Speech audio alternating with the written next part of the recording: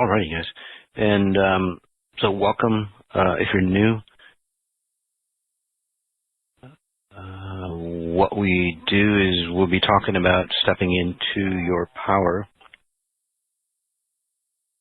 Stepping into your own power. So today I want to talk about what it means to step into your power by covering these 3 points.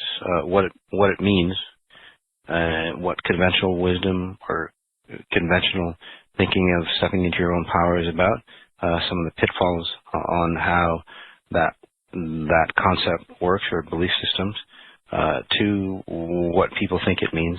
It's a little different than conventional wisdom, although it say parallels with it, and then what XI, stepping into your power, so what it really means that your, say, DNA structure or your original, say, sense, the pure sense of stepping into your own power. And then what we can do, steps you can take to step into your own power properly. So what it means when people say stepping into your own power, and you hear, you see a lot of women's groups talk about this, taking back, what is that? The Me Too movement, other groups like that, whether it's the Me Too movement, Black Lives Matter, artist groups, minority groups, they always go, hey, we need to step into my own power. And what they do in conventional, say, society, what that means is that you have to stifle other people, right? You have to stifle other people for you to step into your own power, or then it's either stifling other people by the way they stifle other people. And let's just take a deep breath in.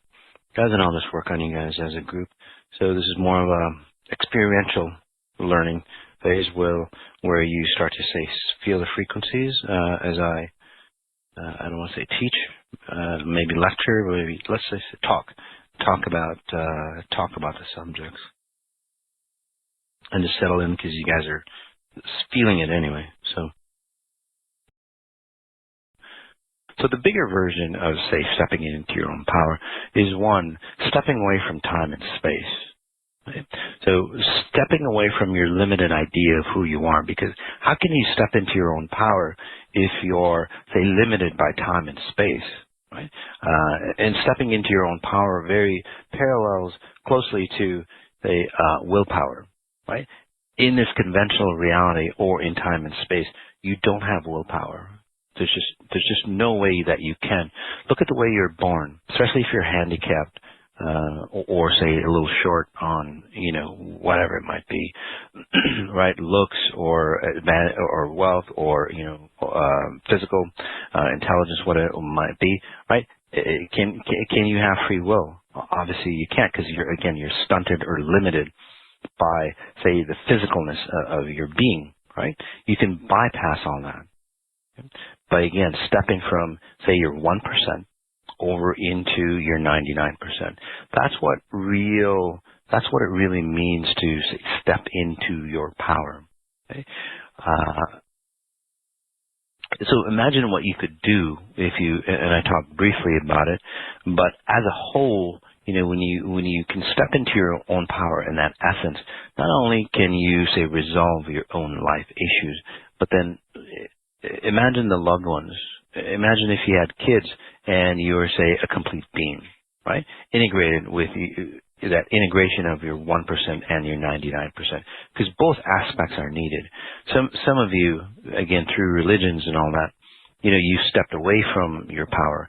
You can't feel power if you were completely, say, in spirit form. So that's another concept for us to understand. But the point is, with that, is like, well, that doesn't make sense. Of course we can't. But then if you look at, say, the religions, if you look at, say, the spiritual movements and so on like that, what do? They forget about the physical being of who you are, right? All religions is that, this life doesn't really matter. Life is just a test. This life is a burden. This life is, fill in the blank on how you've experienced life. Right? And then you just wait for the afterlife. Well, right there, you say lost, well, one, your credibility to your maker, or if you believe in that space. But more importantly, you can't step into your grandness even after death in that, say, situation, in that, say, conventional wisdom. So that's one problem we have there. So the way XI sees it is that, again, stepping into your own power is that you start to analyze, you start to understand what your, say, timeless being is. Some of you might call it your spirit, your grander version, your essence. I would call it your pure presence, or your timeless being. So, and when you step from, say, your 1% of who you are, and you merge together with the 99% of who you are, that's, say, stepping into your own power. And that's what, say, that, if you think of, say, where stepping into your own power comes from, that's the original version, or that's the original notion of what that means. You're stepping into your grander version of who you are, right? Because everybody lives out of their grander version. That's why I use that example, right? You have this door. You're living outside the essence of who you are. You have a door that you unlock, and you can walk into, say, the bigger, grander version of who you are, where you have access to, say, all the possibilities that you need. And you don't need all the possibilities, but just knowing that all the possibilities are available to you, whether it's good or bad. So when I say all possibilities, I mean all possibilities, right? Again, not just the good. So that's another aspect that we really don't understand about stepping into your own power, is that, when you do that, you claim, say, this right to be a grand being, but to be a grand being, you can't step away from the dark and into the light. It just doesn't work out that way. Because, one, you can't differentiate, right? If everything was just, say, white, you couldn't differentiate who you were. You couldn't differentiate if you were powerful or powerless in any way. So what XI deems stepping into your own power is about is that you'd be climbing, say, that level of identity or level of power, whichever way you call it, right dead center. So you have the light, you have the dark, and then you want to be on top or master, and that is the original version. Again, you would master both sides if you want to claim your power. You couldn't do it any other way, by the way.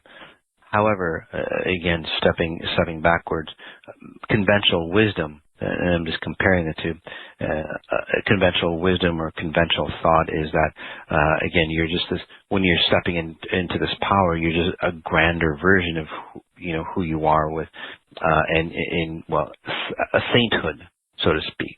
Sainthood, angels, all those identities, that's what most humans think stepping into your own power would be like. And it's not. Or even a God, right? God is pure and God is, all loving and stuff. Not so. Look at all the stuff that happens, in nature. Doesn't look like a lot of love right there if you look at it from a very low perspective, but at a higher perspective, the conditions of love are very, very different. They're very, very pure and they're very, very concise. So stepping into your own power also means that, your emotional state is very different.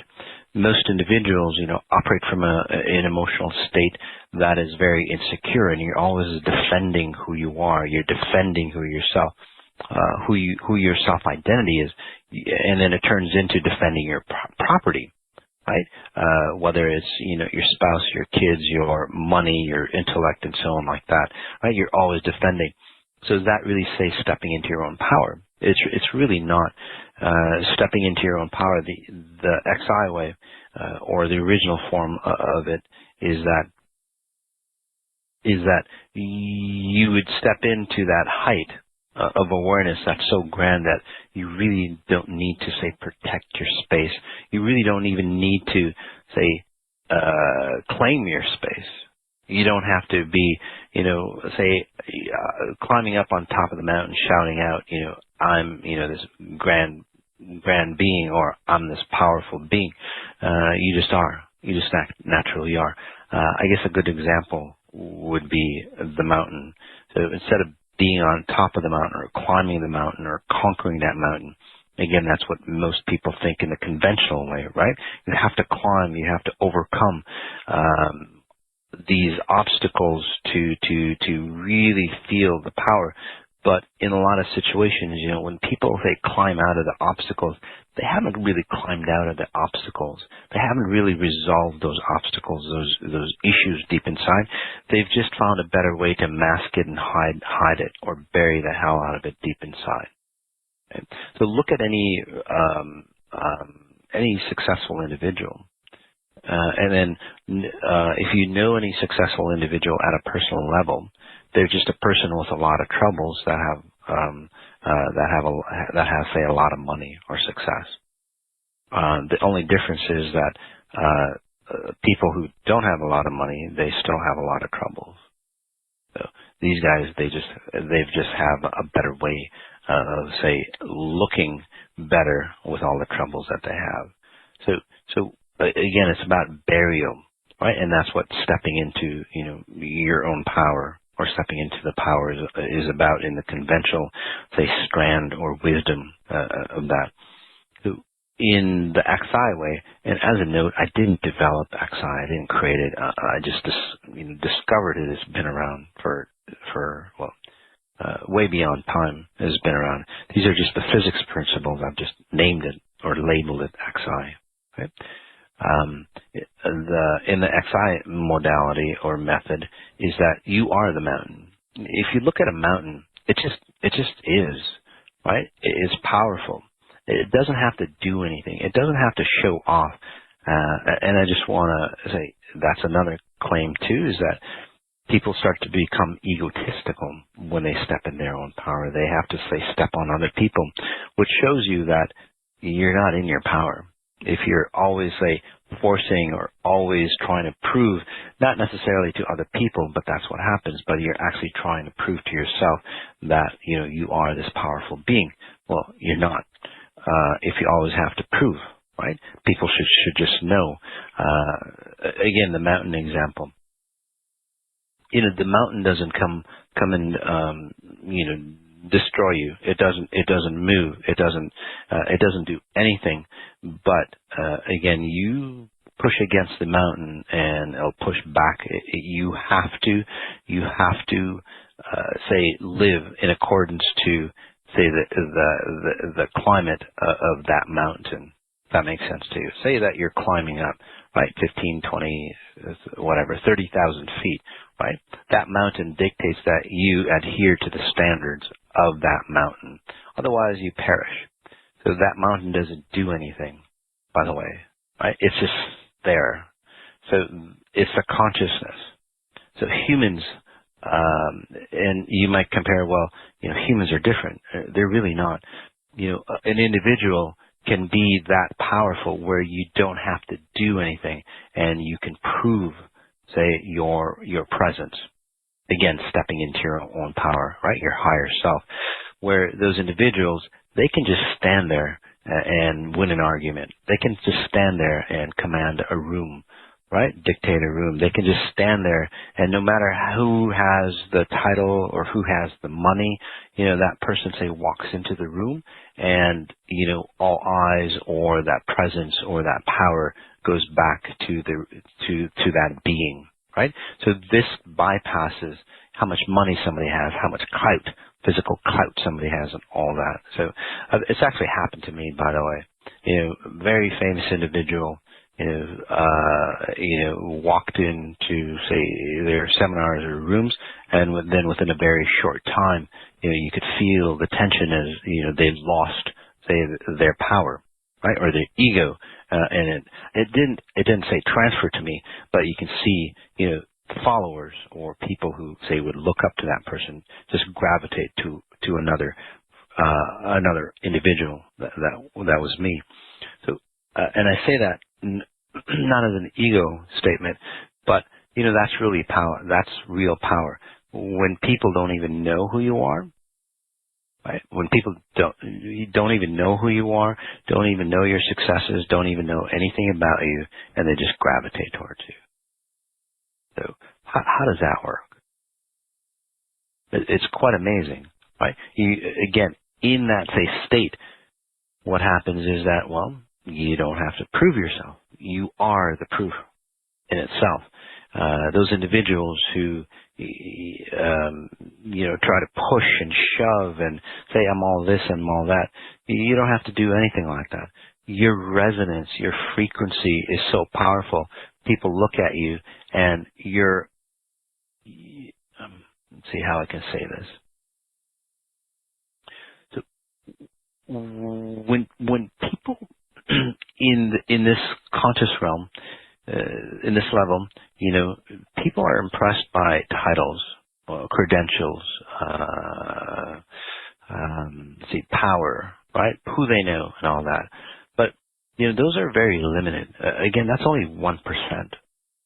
So people who, all the money that somebody has or can have, billions or trillions of dollars, that's only limited to your 1%. Imagine that. All the knowledge that you have, again, limited to your 1%. All the wealth and connections, physical connection that you get. Again, that's only in the 1% realm that you exist. So in comparison to the 99% that's out there, imagine the power difference. So even if, say, the most wealthiest man, right, you compare that to somebody who's come into, say, that high space, right, of stepping into their 99%. In a very short time, that wealthy man, and that will, say, appear very shortly, by the way, will start to, say, crumble. Their wealth will have no value in front of that individual. Okay, so that is, again, stepping into your power. So let's talk about, say, the logistics, because it's not just about power. Okay, it's a state of being. So when an individual is in a state of being, and this is different than what most people sense as well, when an individual, say, steps into that being, right, that higher level of who they are, all aspects of them have to be congruent. And that's another aspect of stepping into your own power. There is no weakness within you, right? There's no holes. Right? If you were a bucket and you got, if you're a bucket and you were filled with this power, there would be, again, no holes leaking out, right? So all aspects of you, again, would be complete, right? Your relationships, your spiritual understanding or religious understanding, you would have money, whether, and again, that depends on your lifestyle. So whatever that you needed would, show up. Obviously, there'd be work for you. Your relationships would be fantastic. Obviously, your health, even bypassing the concept's idea of aging, starts to go away. So in that essence, stepping into your own power is really about, say, a completeness, where you're completely, say, centered within yourself, where there is no ego, but you have access to all the possibilities that are available to you, where you are naturally abundant, where you don't have to force yourself onto others or force your position of power upon others to step into your power. You don't have to, say, coerce, disguise, lie, manipulate in any way, just say the way media does, or say the way the dark states. Most people think that, like a Bill Gates or, Rothschild and those individuals have that power. They're that power. They're not. Again, in comparison, they pale against the power that, is really up there. And again, that's another topic, those individuals. So we're not going to get into that, but just to give you an example. Okay. So let's take a deep breath in. And we'll talk about some of the conventional ways of people that step in. And so I'm just going to continue with what I said earlier, and just to reiterate, when people start to claim their power, what happens is that usually when people step into their power, usually they've been a victim personality. They've been a victim personality, or they've been pushed around in life, or in, at a frequency level or again, pushed around by life or people or by situations, and they get so so fed up that they have to step into their power, right? But if they're not awakened, and we'll just use a trajectory of a common person that rises into, say, stepping into your own power. So, and this would relate to who's the guy from Facebook, Peter Zuckerman? Yeah, so say Zuckerman or Bill Gates or say some nerd that gets pushed around, right, in elementary school and all that. And again, these are just examples. Obviously, there's many other ways that people get pushed around.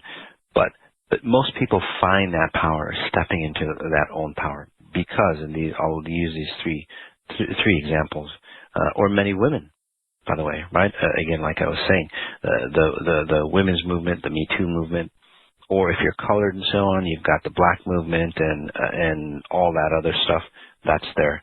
So what happens is a couple scenarios of people stepping in or claiming is that, say they've been bullied around. Actually, all those three gentlemen, I see that they've been bullied around. So what they do is they get really intellectual. Right, they escape the physicalness of their body, and they get really intellectual, and they get really smart. And then I don't want to talk about, say, selling out their consciousness or anything like that. But over time, that perpetuates them to they have a grudge, say, against society, or they have a grudge against humanity, or they have a grudge against humans, let's say, right? And basically, what that means is, like, when I get successful, I'm going to show them that I am something. So when I get successful, basically what they're saying is, I'm going to show them that I've got power, or I'm going to step into my own power. In fact, most of the people who become successful are of this nature. If you go to any motivational seminar, the first, say, it's a 4-hour seminar, the first, say, half of the seminar is the trials and tribulations of what that person went to become the success that they have. No matter who you go. In fact, I was supposed to be signed up with this, I don't know, one of the biggest, seminar agencies, and it's like, Moss, you have to tell them all the trials and tribulations of how you got successful and stuff. And it's like, well, mine was a fantastic experience. I did go through the trials and tribulations, but and all that stuff. But it was really a learning and growth and expansive experience. I didn't get, obviously I get pushed around, bullied, but I grew and expanded. There wasn't, say, I didn't have I wasn't against anybody to pit, say, or to, have that anger, like being bullied and you're so angry, but you can't do anything. So, you bury that deep inside you, and then later on you become successful, and then, you try to control all of society, for example. Again, that's a Bill Gates example. Right? I didn't have any of that. Yeah, I was pushed around, or I was bullied, and all that stuff. But I allowed myself to expand rather than to, say, be compressed. And that's the difference in stepping into your power as you go up the ladder of success compared to the other way. So I'll just go into the details of the mechanics there as we take another deep breath and notice how you're feeling. Notice that it's not really an emotional state for you anymore. From what I'm sensing, yeah, from what I'm analyzing from you guys, again, there's different groups, or some of you might be hyper emotional, which is good. You're just releasing all that stuff, let's say. And then, hopefully in a short time, hopefully in this session, you'll feel, a higher level of emotion, right? It's like, okay, I got to get going or stepping in, so that's a good sign. But most of you are already there. Do you notice that? Again, you're not being pushed. You're not a victim mentality anymore, even now as I speak from what I'm seeing. You're not using it to propel you, although it's a good propellant. And I'll give you the pitfalls as I go through this example. but many of you already are seeing it from, say, a more expansive experience rather than, say, I need something to propel me to step into my own power. So as we take a deep breath in, so say you got bullied. And Chris Rock actually has a fantastic joke, really a fantastic comedian. I love the guy. He goes, thank God for bullies. You can't eliminate bullies because there would be no great inventions. There wouldn't be a cure for cancer or any of the things that we have if we didn't have those people that got bullied, right? And it's true, unfortunately. And this is the reason why, because people get pushed and shoved to such a state that they literally explode directionally into, oh yeah, I'm going to show the world. And what do? Their whole life becomes a goal of being so perfect and learning all the possibilities of, whatever avenue it is, programming, being a great, trying to fix something or whatever it might be. It doesn't really matter. But it becomes, I guess, a ruthless end at the end. And again, you can prove my point by looking at all the people that have gone that route. Okay, they're mavericks right in the beginning, or they seem to be mavericks in the beginning, because in the past they were, again, bullied or pushed around. And this is just one segment. I'll give you other segments, but I would say 90% of people that want to step into their own power, like even at your level, that individual level, is about that you've had enough of, say, the status quo. You've had enough of your spouse or your kids or society, right, pushing you around. So that's why, again, it's the same pattern. I'm just using an extreme one just to have a clearer point. So they get pushed around again. And that's what propels them through life. So much that they bypass all the limitations or all the blocks that every person who is on the road to success go through. Okay? No matter who you are, you're going to go through the same blocks. Now there's different scenarios. Say you don't understand the language. You have to learn the language or whatever. But still, that's part of the process, right? But all the roadblocks of success as you go or climb up that, the mountain of success to conquer it, it's really all the same for everybody. Everybody has to conquer, because success patterns are there for everybody, right? They're all the same all across the board, whether you're a saint, whether you're Jesus, or whether you're again the Rothschilds or head of a dark corporation or a brilliant corporation. It doesn't matter. Or Mother Teresa. Success patterns are all the same. It's one thing that you have to understand. Okay, and I'll say that again: success patterns. Okay, they're all the same, no matter what side you're on, so to speak. So they bypass those blocks at an amazing speed because they've got so much momentum, or basically so much hatred deep inside. And what they do is they become really successful. But unfortunately, it doesn't really change. They're driven by that hatred more and more because it's not about, say, being bullied or pushed around anymore. It's about domination. And again, that's not stepping into your own power. It's about dominating and controlling people. So what that means is that bullying pattern, which brought them success, is what happens there is that bullying frequency is still built in. So the more money they make or the more power they get, they become more and more aware that they're less powerful. So they'd have to create more and more power. Okay? So that's an extreme example, right? And then you get individuals, again, like, say, Bill Gates, Rothschilds, and, all those people that want to conquer the world. Basically, that's, right? They want to step into their own power. And then they use the excuse of, well, I'm doing this to, say, save a country, or I'm using God's will, right? They get really, say, religious or really egotistical because they need more of more of a directional, say, catalyst to push them forward because, again, they're not, say, stepping into their own power in that realm, in that method it's not perpetual. It doesn't hold its momentum. So you would have to use more and more excuses or more and more, say, goals to reach to keep that momentum going. So again, it's not, you don't have real power.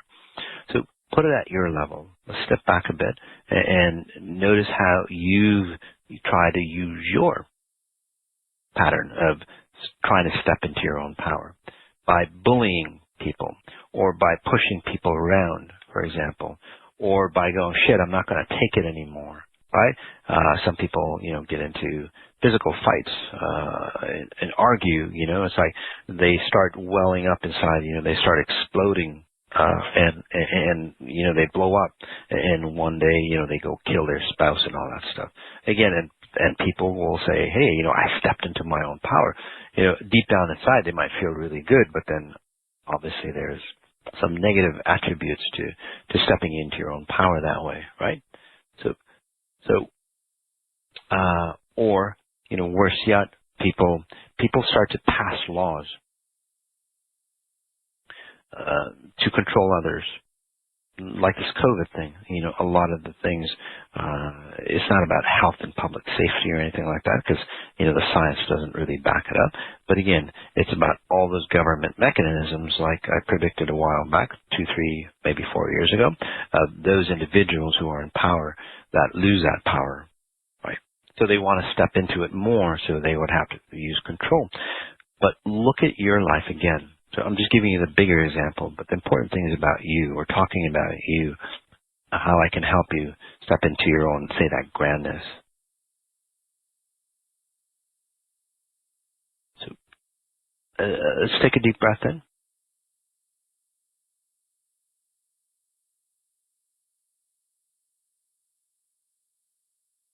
If you start to grasp the concept that conventional stepping in to that power, if we start to understand it that it's a directional force forward,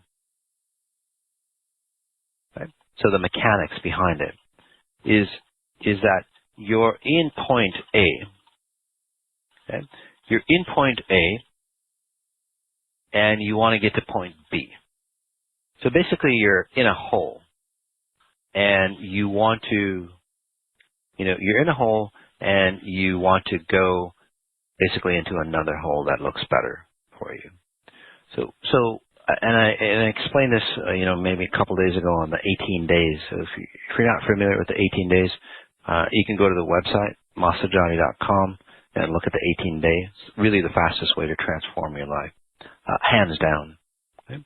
And it's been proven again hundreds of thousands of times. But imagine yourself a dot, okay? Imagine yourself as a dot, again, a coordinate, right? Like you're in a GPS, Google Maps, okay? And you ask it where you are, and it shows you that you're a dot.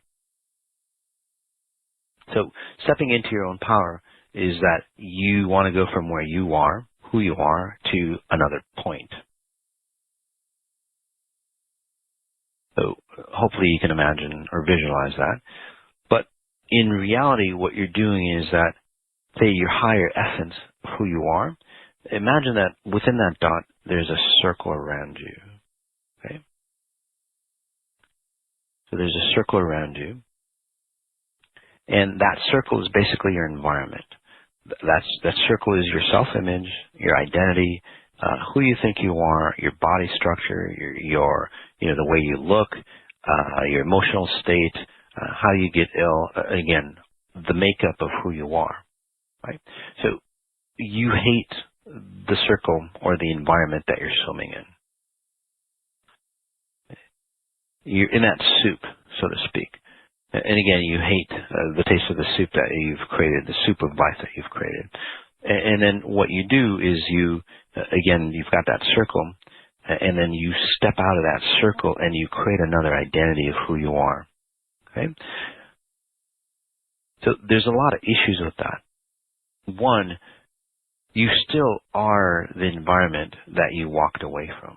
Again, if you're addicted, if you're abused, if you've been bullied, like I said, right, you basically walked away, so you create distance from point A to where you are to point B to where you are.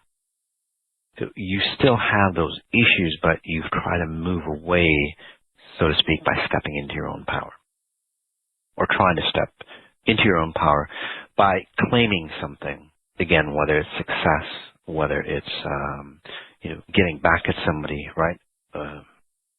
Bullying others, whether it's relationships, whatever it is, right? You're hiding the fact. Besides, you're empty because you don't know who you are, because there's no, say, circle. So what you do to define, say, or create a circle around you is you buy stuff, or you have intellectual property. You go to school and you learn about everything around you, and you try to create that circle, but that circle is still not you, because you're still connected to your old self. That's somewhere else. Again, point A. Hopefully that's clear. So what you want to do, the XI, say, stepping into your power, is that you're in point A, that circle is around you, right? You want to get to point B. What you want to do is you want to stay in point A, but you clean up your environment where you are. So you get rid of your addictions, you get rid of your abuse patterns, and that's why it's a lot harder for people to really step into their own power, because they have to look inwards. They have to look at who they are at a deeper level. They have to look at that, mirror, or that reflection in the mirror, and see themselves for who they are. And that's the toughest thing that anybody can do. Especially if you've been bullied, because you get to see why, say, you've been bullied, or you've been hated on, or the way you're treated. You get to see that you're the cause of, being bullied. You're the cause of getting beat up. You're the cause of the victim. I'm not blaming you, but there's a frequency deep inside, right, that allows that to happen to you, right? And again, I'm not blaming you, so just note that. I'm just saying to really, say, fix yourself. You really need to get rid of that pattern. And people who've gone through the process, again, they clean up, and magically, or maybe not so magically, they don't get bullied anymore. They don't get pushed around anymore. They don't have those distorted relationships anymore. So when you really step into your own power, you have that circle. Basically, as you clean up, you dominate your space more. People can actually, say, feel that frequency that I was talking about. And you can expand into point, say, B.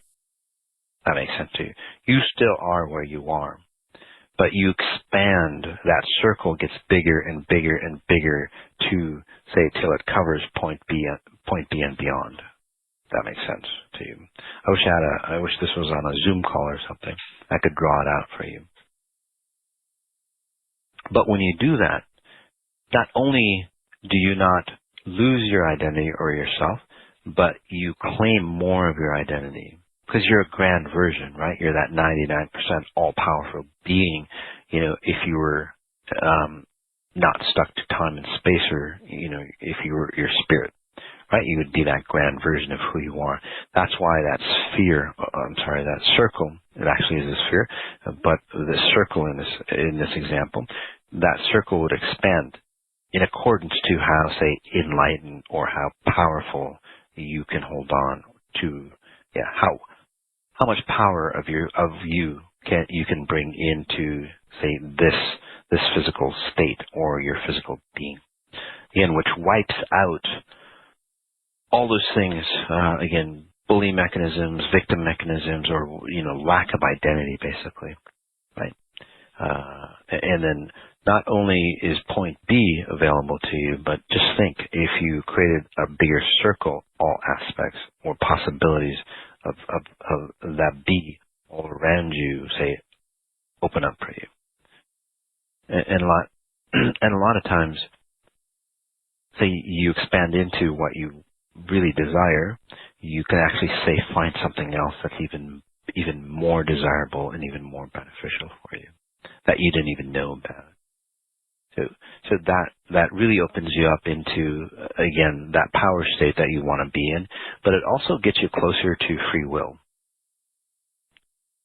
Because at the level that you'd be at, free will would be limited to the thing that you know about, which is only, say, 1%, not even 1%. So just to give you an example, whether it's hearing or visual perception, right? Out of all the light that can be is available to us, we just see a sliver that we call colors. A better example maybe for you is that our hearing can only go to a certain pitch, and then we can't hear beyond that. So those frequencies are still there. Dogs can hear it very well. Their ears are readily available to, say, feel those free. Just because you can't hear it or you can't sense it doesn't mean that it doesn't exist. So how can you have free will, or how can you have the possibilities that you don't even know about exist if you are, say, wanting free will or having to step into your own power? Right? Stepping into your own power also means that, well, you have access to the possibilities that are available to you and beyond. In the conventional way, stepping into your own power would mean that you covet what you've created. Right? You hold on to it dearly. So is that really stepping into your own power? Right? You create a very successful company on an invention. And then basically that invention, well, gets old, but you still hold on to it. You don't grow and expand. Right? Or that creates money for you, but then you covet the money. You don't want to lose the money, especially if your, say, product or service isn't needed anymore in this reality, in this world. Happens all the time, right? Companies go under and so on, and then those people who are all powerful, well, they're not powerful anymore, right?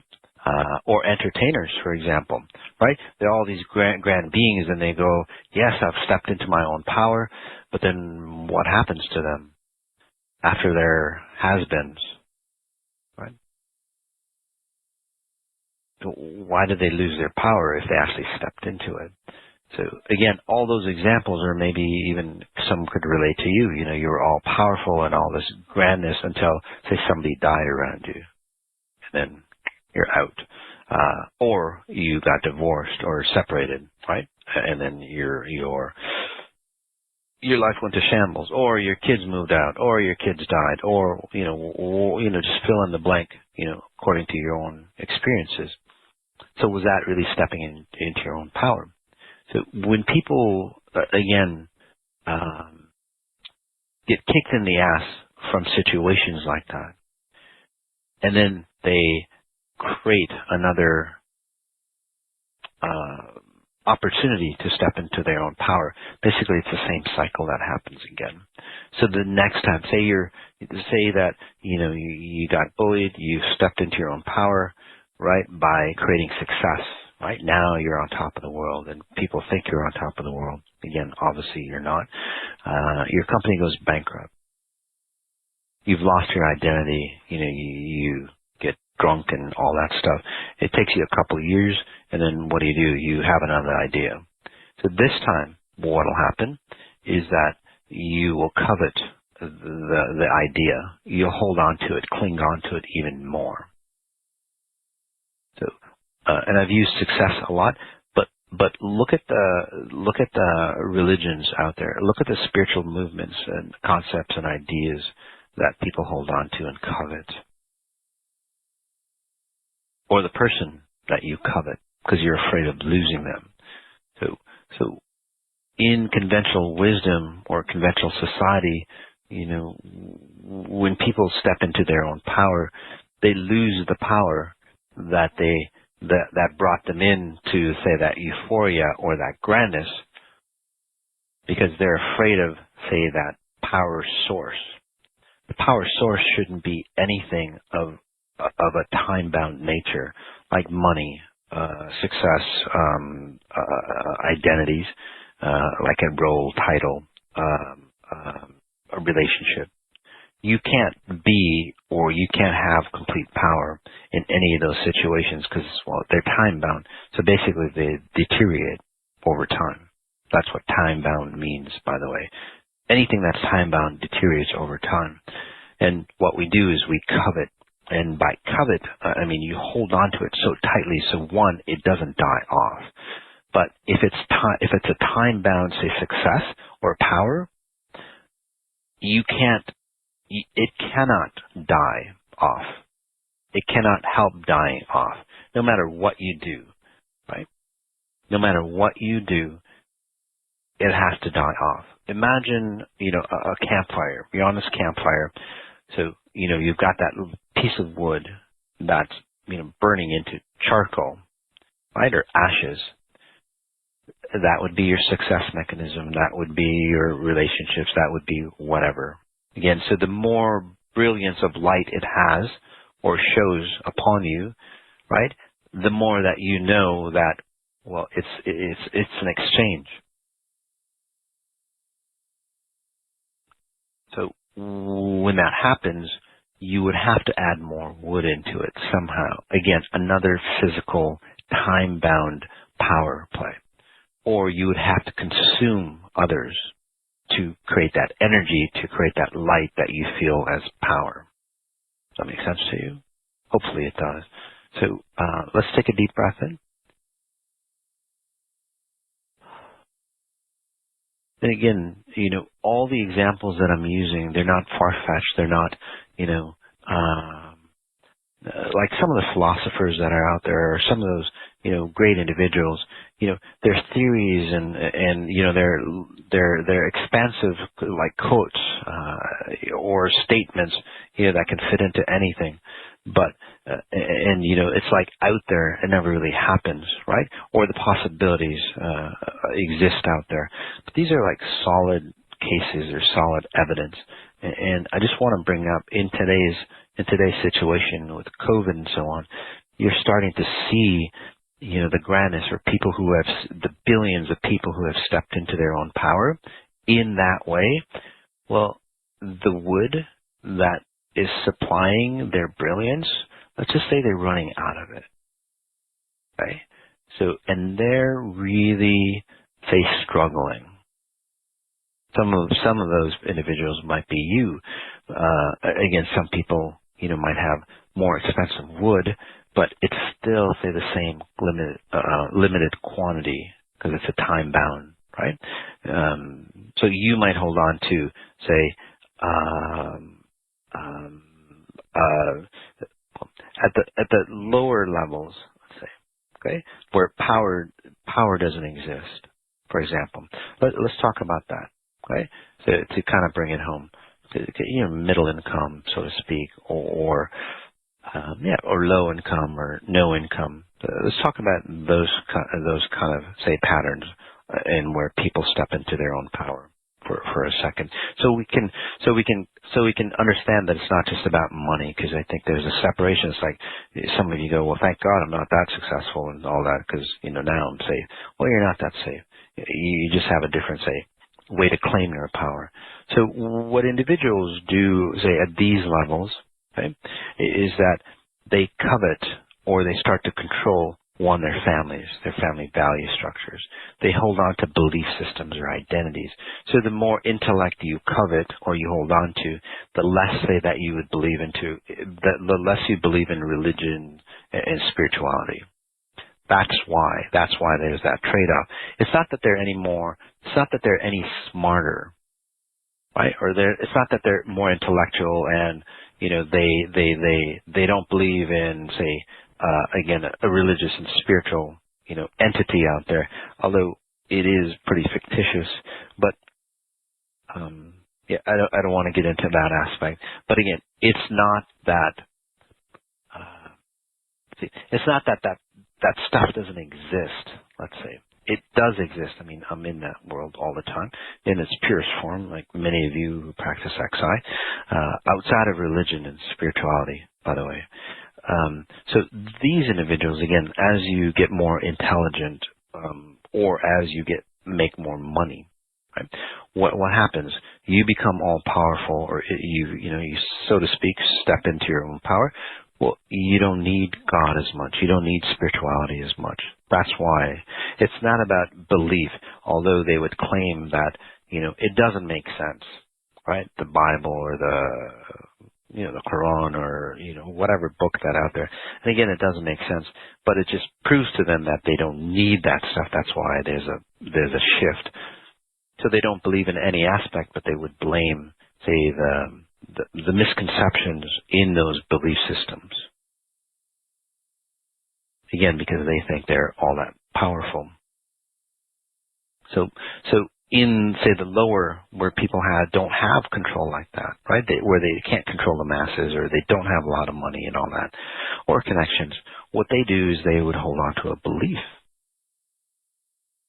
And you see that in today's society, right? They're so weak-minded, they don't have the power of whatever, again, money or control or intellect, or they have intellect, but they can't use it to, again, control the masses. So they don't have that power. So what they would do is hold on to a belief or an idea or a concept. Right? And I'll just give you an extreme example, but again, fit it into your example of life to benefit you. Those individuals who are really, say, weak-minded, and they listen to media, and then they would believe, the science of, say, wearing masks is going to be really healthy. So propaganda, basically. Right? They would listen to that propaganda because that's all, and they would hold on to it. It doesn't matter whether it's true. Whatever, say, a bigger power says, again, it's kind of getting away from it, but again, I think it's a viable example. They would hold on to whatever, say, a power source tells them because they see it from a power source. It's like if it's from a power source, the government or whatever, right? An intellectual person, somebody who has credentials, somebody who is, say, successful, a doctor, a lawyer, a businessman, whatever, it must be true. Basically, that's what they think because they don't think highly of themselves. So these people, they have credentials. They've made it. So it's like, I should trust them because I want to be like them. It's not that they're, the facts that they're giving you is true or based on, say, science, although even science has gotten, messed up because of these, science has gotten messed up, again, because of coercion and so on. So again, let's just say the common man, and that's why they believe in that stuff that the higher ups tell them to, and then they covet that as a source of power. So in a deeper level, or the way I see frequencies. So what happens is the power that's there, the physicalness of this realm, people who have money and so on like that, they give the common man, say, a spark of their power, or like an ember, right? And they covet that. So the common man starts to covet the knowledge and the misinformation of the person that's above them. Does that make sense to you? So that means, and this sets up the stage for you, okay? So this is where somebody that's, say, doesn't have the money, okay, or anything like that, what happens is that they look at that person and they compare themselves with that successful person. Again, from that ember, reading books or whatever that might be, right? They get an idea or concept of what success or power should be like. So when people step into their own power, right, even if they don't have the money, they come from that same, say, frequency. So they would bully around people again, and then they're at the lower levels, like, say, let's just say senators or mayors or whatever. And I'm not talking about all, but I'm just giving you extreme examples. They get into, say, lower level power positions, again, on their way up, right? And they would dictate down rules and laws and stuff like that, again, control other people, just like, the higher ups control the masses. They start to control their kids, their wives, and so on like that. Happens all the time. So with the mask thing, again, people believe something, and then they try to enforce it. And that's what's really sad. Because the media and everybody knows how to manipulate people so badly, right? And people crave that power. So, and you've seen people who wear these masks so rigidly. And by the way, I did 6 personalities of, and what type of personality the way you wear your mask is. So I've got that coming for you. Okay, which is really interesting, and it really hits home because I scan, I analyze those people, and write down or tell you the underlying reasons why people wear the masks the way they do, or how they wear the masks. So they covet that power that mask gives them. Because again, that's what media tells them to, right? It's the right thing to do. It's you're intelligent if you wear that. Other people who don't wear masks, for example, they're too dumb, they're backdated, and so on. They're not listening to the science and all that, right? It elevates them. So they think they're stepping into that power. So they see somebody without a mask, and I get that look all the time. It's like, you're a fucking idiot, you're backwards, you know what I mean? You're low level, you're low class, whatever it is, right? They create that power struggle. So again, and I'm giving you that extreme example, but most people operate that way when they start stepping into their own power or they have some kind of success. They drop others, right? They destroy others, or they control others, or basically they step on others to say keep them ascending higher. Unfortunately, they have to keep on stepping on more and more and more and more people to get to the higher realms. And that's the trajectory of, say, conventional, say, wisdom. So, actually talked quite a bit. It wasn't meaning to go this long. But, so you can see, again, all the different ways that people have stepped into their own power unknowingly into this big chasm that basically, say, sucks the power right out of them. Because when you get into the higher realms, or when you step into that power play, even at the, say, lower levels, or the masses, or the common man, you get sucked into a void. And many of you might have experienced that, right? You're not a victim anymore, but you still have to bully other people to stay not a victim, right? You've been pushed around a lot. Or you say come into a control before you were controlled, and then you control, right? So basically you control others, or say that you've been abused. You hate that, so you step into your own power, so to speak. And then what happens is that you abuse others. Although when people go through that process, they'll go, when I grow up, I'm never going to abuse other people again. But since they don't have their own identity or their own power, what do? Right? It was a way for them. So in that situation, and I just wanted, because some of you might be like that, and you go, why am I like that? Right? Because I didn't want to ever happen that to, again, now I'm, treating my kids or my spouse the same way.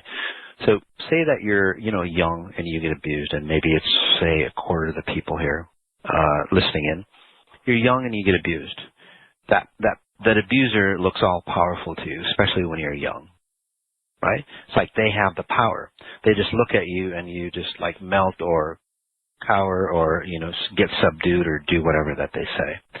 So when you grow up and there's no other, say, possibilities for you, there's no other examples for you, right? You don't want to get pushed around like that anymore. So what do? Right? Since that was your only example that worked, because you look around and you go, shit, that's not all powerful. They're not all powerful. They've got issues.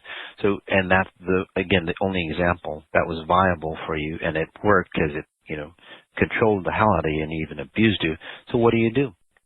You adopt that pattern and you use it upon other people to step into your own power. Okay? And it sounds kind of far-fetched, but look at the deeply religious individuals. Some of them are really fucked up, right? Their kids, right? They're so weak and insecure. They want to be, stepping into their own power and be that powerful being that God dictates that they are, right? Their kid says a swear word and they get beat up, right? They get black and blue marks all over them, right? That shit happens. That's not stepping into your own power. So you can see all the differences between, say, conventional paradigms of stepping into your own power and the XI paradigm